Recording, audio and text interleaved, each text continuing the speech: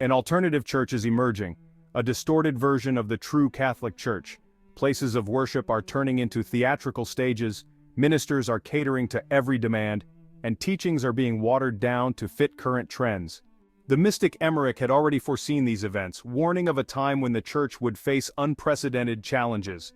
Today, Viganò is openly speaking out against these very dangers, calling for vigilance and courage. The heart of Christian faith is truly under threat. I urge you to pay close attention because what we are facing is not a minor issue, but clear proof that the decisive battle has already begun, and it concerns us all. The Archbishop has returned to the public eye, publishing a text with a combative tone. His words, sharp and deliberate, signal not just a personal stance but a broader challenge to the current direction of the Church. Through his website, he shared a letter inspired by a reflection from Abbot Claude Barth, who analyzed the direction taken by the new Pope Leo XIV, highlighting both similarities and differences compared to the previous pontiff. Barth's analysis is incisive, drawing attention to the subtle shifts in doctrine and governance that have emerged. Barth, with a rare frankness among religious figures, warned against the illusion of gaining liturgical autonomy as a concession from those who now govern the Church. He suggests that such autonomy, if granted, may be more symbolic than real, a calculated gesture rather than genuine reform. The abbot reminds us that even in the 19th century, French monarchists, despite opposing revolutionary changes, were forced to ask for freedom of speech and education from the very people they were fighting. This historical parallel casts a shadow of doubt over present-day negotiations, leaving us to wonder, is true change possible, or are we witnessing a repetition of old patterns under a new guise? Today within the Church, a deep contradiction is emerging once again. The very idea of synodality, which is meant to foster unity and dialogue, seems to be creating new lines of division. Accepting the synodal logic to ensure a minimal survival of the traditional rite actually means legitimizing a system that, by its nature, tends to break down faith into a sum of individual preferences and opinions. The traditional and the modern now stand side by side, but not always in harmony. Viganò, expanding on this thought, criticizes those moderates who try to bring back the old missal only if they can ignore doctrinal deviations. He warns that this approach risks diluting the faith itself. According to the prelate, this is a basic mistake, because it turns the liturgy into a simple matter of looks, separating the form from the meaning. Is the beauty of the rite enough if its substance is compromised? From this angle, Leo XIV becomes the ultimate test. Will the Church choose unity in truth, or settle for a fragile coexistence of forms? The answer remains uncertain, echoing through the halls of tradition and change. Those who hope for fewer restrictions risk falling into the trap of compromise, because the real problem isn't just tolerance, but the true nature of Catholic faith. At the heart of the matter is what they call synodality, presented as the magic solution to every division but which actually turns out to be a deadly danger. Viganò warns us against this illusion. The ancient rite is only tolerated if it's reduced to a kind of folk show, a tradition to be displayed on special occasions, as long as it doesn't question the doctrinal structure of the new Church teachings. It's the old strategy of conditional tolerance. Some concessions are made, but only if the faithful agree not to speak the whole truth.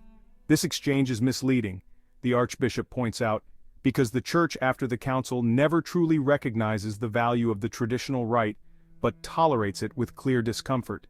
It views it as equal to other religious expressions, without ever acknowledging its theological and spiritual superiority. It's like an unfair deal. The faithful can kneel before the altar only if they promise not to publicly state that this sacrifice expresses a doctrine that doesn't fit with modern trends. Whoever accepts this logic destroys themselves, because they implicitly admit that the liturgy can exist without its doctrine and that, as a result, the truth of faith becomes optional. This is where the most debated part of Viganò's view comes in. According to him, reducing the liturgy to just a matter of outward appearance is a clever and dangerous illusion. It's not about preferring a fancier decoration or a more solemn song, as if you were at a play.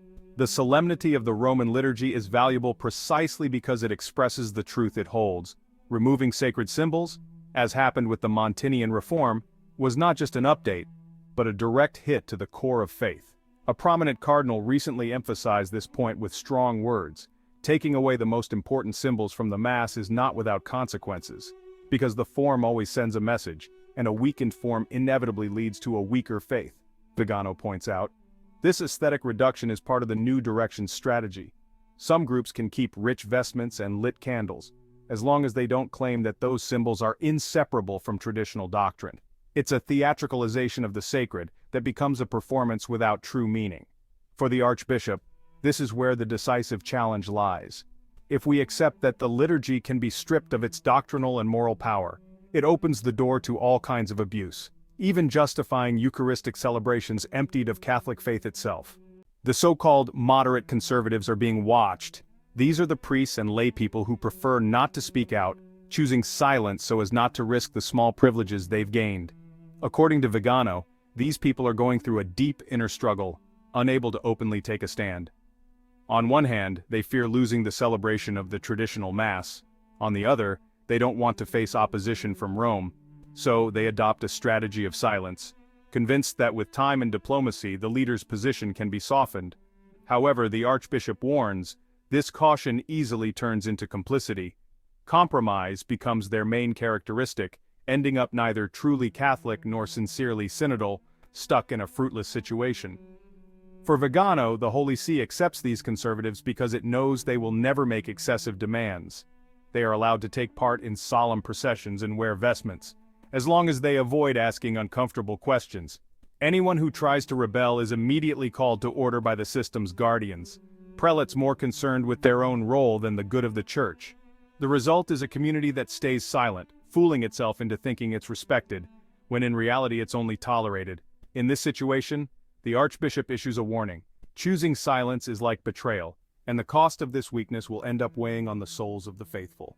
At this moment, Viganò recalls the authority of the Church Fathers and especially that of St. Vincent of Lerins, who laid out a criterion as simple as it is strict. Only what has been believed always, everywhere, and by all the faithful is truly Catholic. A clear principle that leaves no room for exceptions dictated by passing trends or pastoral innovations. If a doctrine doesn't pass this triple test, it must be rejected as false, even if supported by the highest church authorities. This reminder is not just a theoretical matter but represents an urgent warning for our time.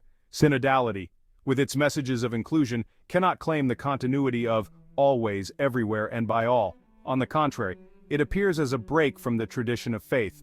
According to Viganò, rediscovering St. Vincent of Lerins means having a reliable guide amidst the current confusion.